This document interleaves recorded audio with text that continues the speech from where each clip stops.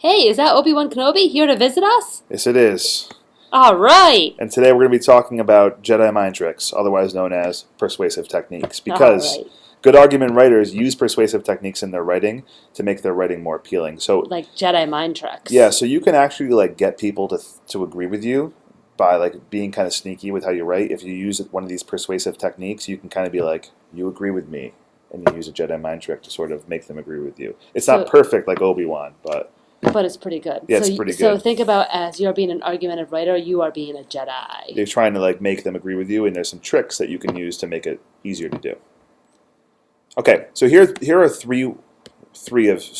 We're not going to teach you every different way to do this, but there's three common ways that you can be persuasive. These are ways that you could actually make people agree with you in your writing.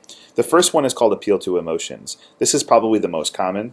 And in an appeal to emotions, you want to provide analysis of the evidence that's going to make the reader get emotional, make them scared, make them mad, make them sad, because that's going to make them more likely to agree with you. So if they get angry about it or if they get sad about it, it's going to say, oh, you're getting their emotions involved. That's going to make your argument stronger. It makes it seem really urgent. Then the next one is like appealing to values. So you provide some kind of analysis to make your argument seem like morally correct. Like my argument is the right way because it's the morally right thing to do. If you don't agree with me, therefore you're immoral. You're bad. And moral means kind of like the right thing to do. So you might use like a moral argument if you're talking about like child labor, like it's morally incorrect, or slavery. It's just morally wrong. Morally wrong. And this can, depending on the argument, this one can be extremely, extremely effective if you make the opposite side seem immoral by becoming the more moral argument. And then maybe the least common, but don't underestimate number 3 here, appeal to association. Everyone wants to fit in. Very few people go against the tide. So if you make your claim seem popular, trendy, like all the cool kids are doing this, you can get people to agree with you because they want to fit in. They just kind of feel like that's the way, like if everybody jumps off the bridge, I should jump off the bridge too. So it's like appeal. So you can, I'd say the most common one and the easiest one to do is appeal to emotions, but number 2 and number 3, they have their time and place with the appropriate argument as well. And we're going to give you an example of how to do these 3 things. So the first thing we're going to talk to you about is emotional appeal. And in this one, I'm going to go for sympathy. And the argument that I'm making here is a longer school day would be bad for students. So one of my claims would be that it's bad. So and we want to appeal to the students here, right? So we're trying to make you feel sad for the kids that are in school for 10 hours. So you can clearly see that the way I've written this is trying to appeal to someone's emotions. So although school is extremely important, a 10-hour school day would take away other important things from kids' life. Just imagine a 9-year-old kid looking out the window, still in school, while the sun slowly goes down. By the time he gets home, there would be no playing outside, just dinner and then time for bed, and to do it all over again the next day. So I mean, a parent reading that would feel so bad about trying to make their kid go to school 10 hours. Now you would have to, in order for this to be effective, and I haven't done this in this paragraph, you'd still need to base it on some facts. Like I can't just write emotional appeal throughout my entire paper. That would be bad. But included appropriately in a small piece like this in your paper, it can be effective in small doses to make the facts that you've presented seem more appealing. Right. So you can't just do this, just emotional all the time. It has to be based on fact. But I think that there's sections where you can do this well. And bringing in that emotional, you're just making the reader feel bad for those kids being in school so long. Okay. Another example is appeal to values. I'm going to use the same argument that a longer school day would be bad for students. But because I'm using appeal to values, I'm going to try to tilt my analysis to make the fact that school would be bad for students morally wrong. So I need to provide some evidence and some analysis that would make a 10-hour school day morally wrong, like against what's proper. Just gets what's right and wrong. So a 10-hour day would be incredibly insensitive to the development needs of kids. According to research, studies about child development, kids ages 6 to 12 should play for 3 to 4 hours per day. A 10-hour school day fails to recognize these scientific facts.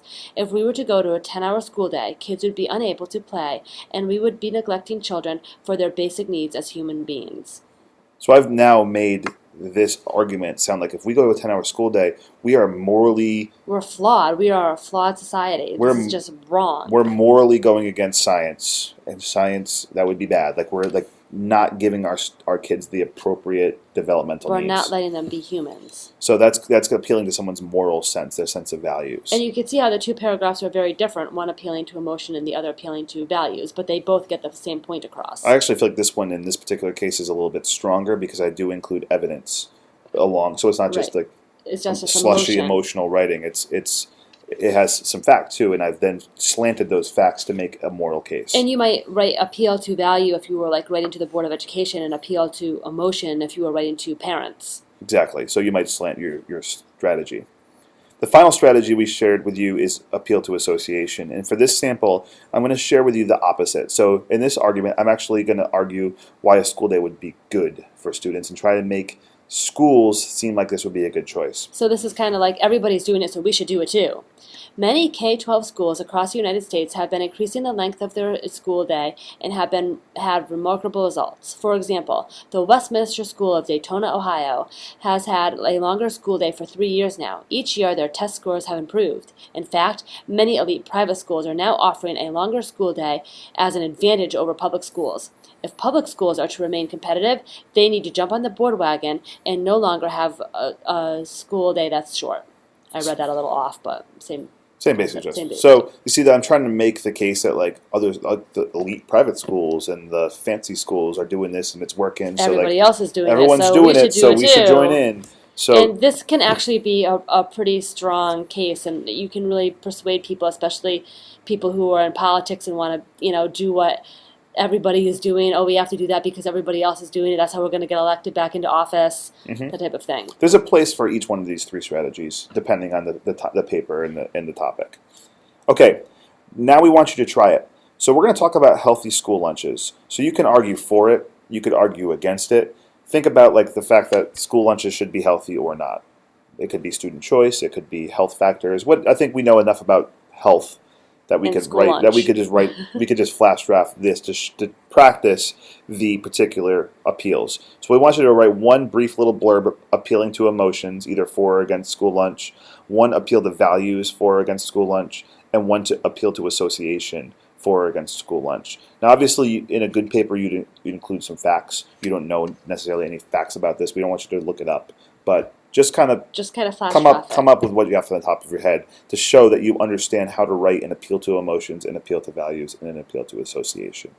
So you've completed the persuasive video. You can do the guided practice now, and good job.